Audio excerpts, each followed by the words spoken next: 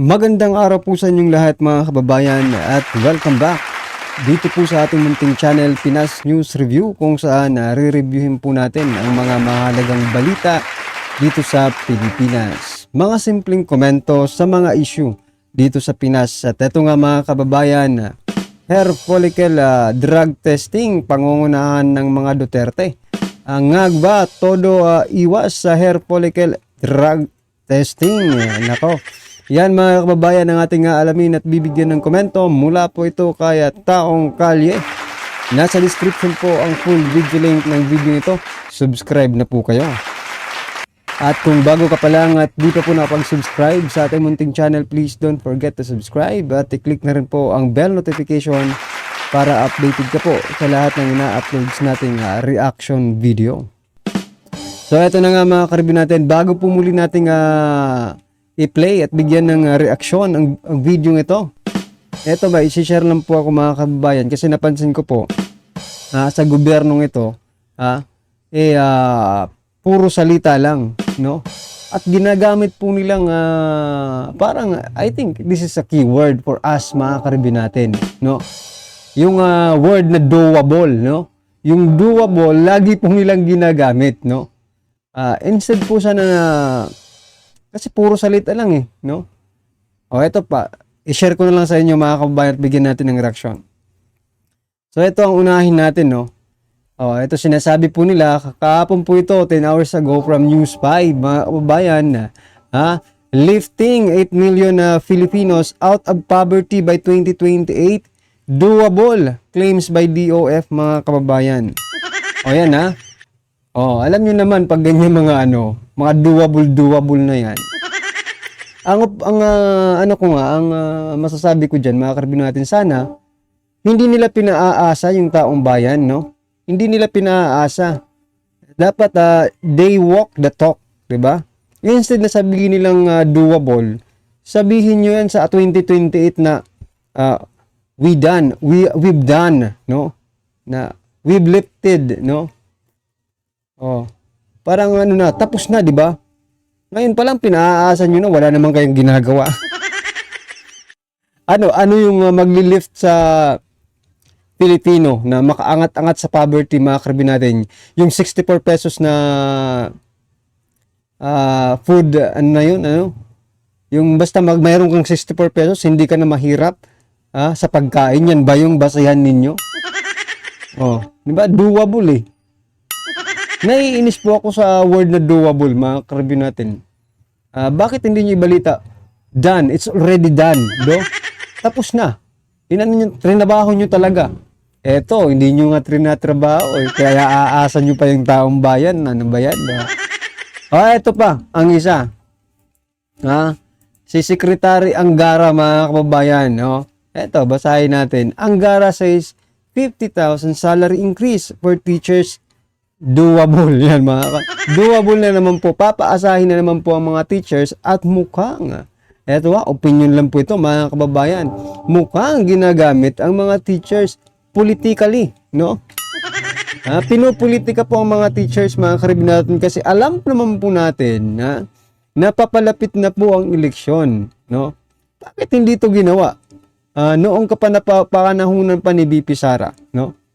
Wherein there is a news na sinasabi is being studied, no? Salary increase for teachers is being studied pa. Sa panahon ni BP Sara yan. Ibig sabihin, kontrolado pa rin ng nasa taas kasi hindi naman si BP Sara ang di ba? Kongreso naman ang magpapasa. Being studied pa. At pagdating ni Angara, mga kababayan, doable. Well, anyway, good luck po sa ating mga teachers. Pero natutuwa po ako kasi tataas po ang kanilang sweldo. Kung itong 50,000 salary increase is done, no? Hindi po doable. Kung talagang ginawa na nila, done, mga kababayan. Naiinis po tayo sa word na doable kasi ito, sa 2023 SONA, mga kababayan, si Angara rin ang nagsabi. Ito, Senator Juan Eduardo Angara on Tuesday. Sa sa 2023 SONA po ni PBBM. describe as doable the wish list or the administration's priority bills that President Ferdinand Marcos Jr. wants Congress to pass. Ano-ano kayang mga, ito, Marcos Sona wish list doable. Nakakainis talaga itong doable, mga kababayan. Anong masasabi nyo dyan, mga karibin natin? Ito, mukhang binubudol tayo ng mga gandang salita like doable, di ba? Doable is very, may inganyo ka talagang, diba, maghintay. Sa 2028. May isipin mo, 2028, ha? 8 million na Pilipino ang kanilang iaangat sa kahirapan. Sa 2028 po yan, mga kababayan, 4 years from now, di ba? Ano po ang masasabi nyo? Diyan sa kanilang pagpapaasa sa mga tao, no? Wherein, sana, yun nga yung sabi ko kanina, they should walk the talk, no? Action dapat action ang dapat makita ng taong bayan, hindi yung puro lang, no? Puro daldal lang ng ating gobyerno. Oo nga, madaling sabihin yan Siga doon nga, sinasabi, ano lang yung kahirapan, imagination lang yung kahirapan, di ba? Madali pong magsalita, mga kababayan, no? Ang hirap lang, hindi nyo po ginagawa. Totoo naman like for example, yung bigas. Di ba? Napakadaling sabihin Di ba? Pero ilang taon na ba? Simula nang sinabi yun. Di ba? Ano pa? O kayo nga, mga kababayan, mag-comment nga kayo ng mga pinangako ng gobyerno. It seems to be doable, na hindi naman natupad. I think marami. Ang natutupad lang naman ngayon na hindi pinangako nila yung ayuda Yung mga kababayan, wala naman silang pinangako mag-aayuda sila. Why? Yan ang tanong. Why they are using ayuda para bumangon sila sa taong bayan? Ganun rin naman Kaya stop nyo na yan. Tingnan nyo yung trust rating ninyo. Habang namimigay kayo ng ayuda, hindi ba kayo nahihiya? Diba? Parang binibili nyo yung tao. Pag sinorbe kayo, alams na, Pero hindi po ganun mga kababayan. Gising na po ang taong bayan, no? Sa mga ginagawa ninyo. Kasi puro lang kayo pangako, doable yan di ba? Doable wala namang kayong ginagawang aksyon. Paano ba yan? Dito nga lang sa hair follicle test, di ba? I know, it is very doable, but hindi nyo po ginagawa. Di ba? Wherein, dito, pag nagpa-hair follicle test po kayo, you will gain the trust again, no? You will gain the trust from the Filipino people, from us. Kasi pag nag-negative yan, mga kabayan, lahat, no? Lahat ng mga batikos, lahat ng mga issue na ibinabato sa inyo, hindi na yan makikita ng taong bayan as long as mag-negative yan, no? Pero pag yan ay nag-positive, iba rin ang usapan dyan, mga kababayan. Kaya, dapat talaga mag-hair follicle test. Wherein, doable naman yung hair follicle test, diba? Hindi naman yan imagination lang. Well, anyway, mga karibin natin, ito. Sama-sama at sabay-sabay po natin pakinggan na panoorin at bigyan ng komento ang video ito. Ito na po.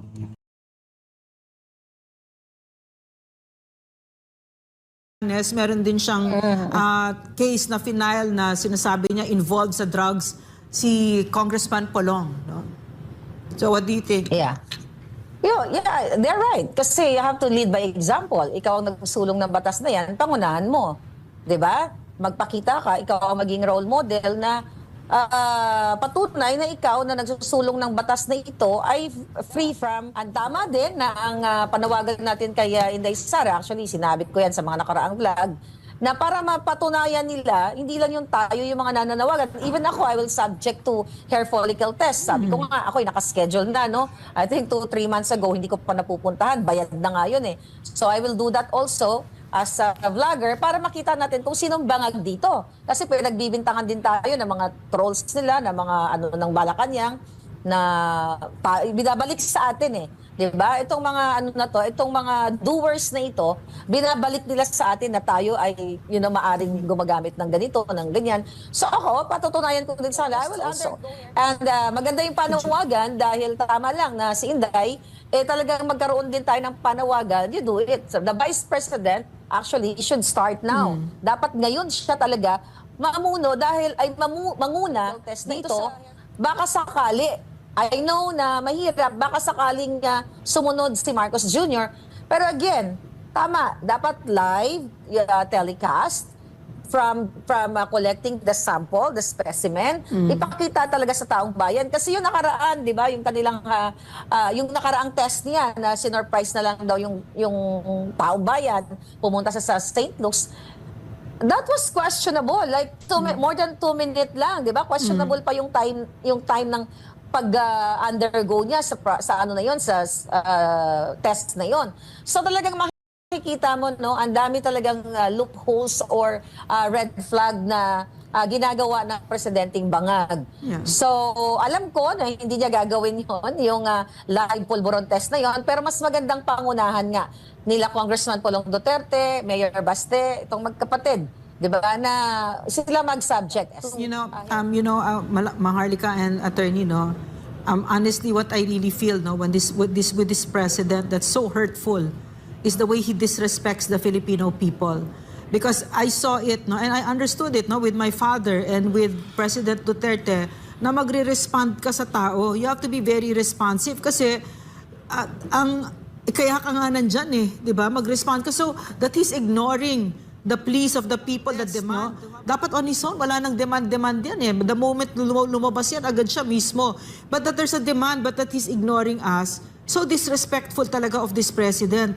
Kaya gusto ko sana, no, to also have that demand on the vice president because I want to see, are you going to respond to us? Are you going to be like that? Magigbabastusin mo din ba kami?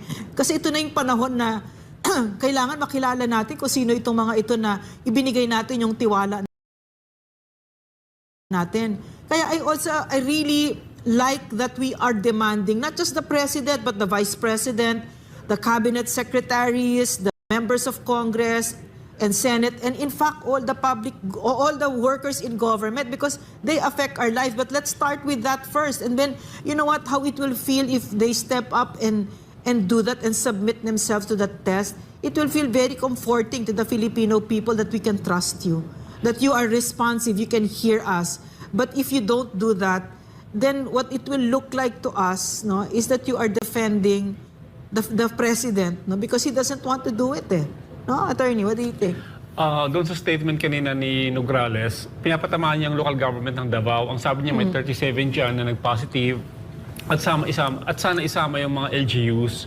So of course, as being alluded to, dapat si Mayor Basti should start in the same manner na diniman sa kanya ni Nograles, and then after Basti will do it, demand for Nograles to demand the same sa kanilang members of the House. And then for Pulong, nag-file ka ng bill, magsimula ka, no? It starts from you. And kay Vice President, sabi kasi niya, I will show you how to command. Yeah. And then command is always by example. So the Vice President should undergo the careful. Si Congressman Pulong na nag-file ng bill to show that it's not coming from a poisonous tree or poisonous source. You should do that. And kay Baste, kasi hinahamon ka mismo ni Nograles, sinasabi na 37 sa mga employees mo, it shows that, sabi niya, dapat kasamang LGU ng Davao dyan. So you must show that the family, no, being alluded to is free from, kasi wala tayong karapatan magsalita. No, we don't have the right to support any of these people if they are using drugs. Also, even though I trust the Vice President, no, and I'm close to the Dutertes, those are still just words eh. I mean, in the light of all these revelations na talamak pala talaga ang droga sa loob ng gobyerno mismo. Kaya pala hindi umaandar ang Pilipinas, no? Kasi the quality of your government will be the quality of your country, no? So ito pala yun. So I was gonna say, no, those are just words, no? Even if the Vice President is highly trusted, at this point, those are just words to me. Madam Vice President, have yourself tested. Congressman Polong, kayo nagsimula nito eh. Di ba magpa-test kayo? Pakita ninyo sa amin na hindi lang kayo puro salita kasi na-overdose na kami dito sa mga nakaupo ngayon. Puro salita, puro budol, puro sinungaling. Now, if you are really real public servants, magpa-test kayo. Lahat Openly. kayo dyan. Openly. Yes, of course. Lahat kayo. Nobody exempted. No? But Yeah. what worries me? Okay, Maharlika, go ahead. Go ahead. No, go ahead, Doc. Tapusin mo. No, what's really sickening to me, no? Sickening to me is looking at the faces of this congressmen, no, these legislators, and knowing that they are there to defend tambaloslos, no? They're sucking up, no, ng mga sip-sip. And you don't want that kind of you don't want those kinds of leaders na sumisip-sip sa leader nila kung hindi yung mga nasa isip nila ay tungkol sa Pilipino. Otherwise, why would they take offense over something that's going to be good for the Filipino people? Agad-agad, no? Agad-agad ito mga ito. Depensa ka agad kung anong iniutos kasi hindi naman tanga Pilipino eh. Hindi naman kami tanga. So yan mga kabayan, totoo po yan, no? Talagang pag kinumpasan na itong mga kongresista, even though yung mga kilala nating mga matitino, yung mga sana matitino, diba? Like barbers, umaano na rin eh. Kinakagat na rin si Vice President Sara Duterte. Maging yung mga local officials, diba? Nagsasalita against well, anyway, mga kabayan, ano man po ang inyong reaksyon patungkol po sa video ito? Comment lang po sa baba para at least alam po ng ating mga kababayan ang inyong pong opinion patungkol dito. Alright? Maraming salamat po.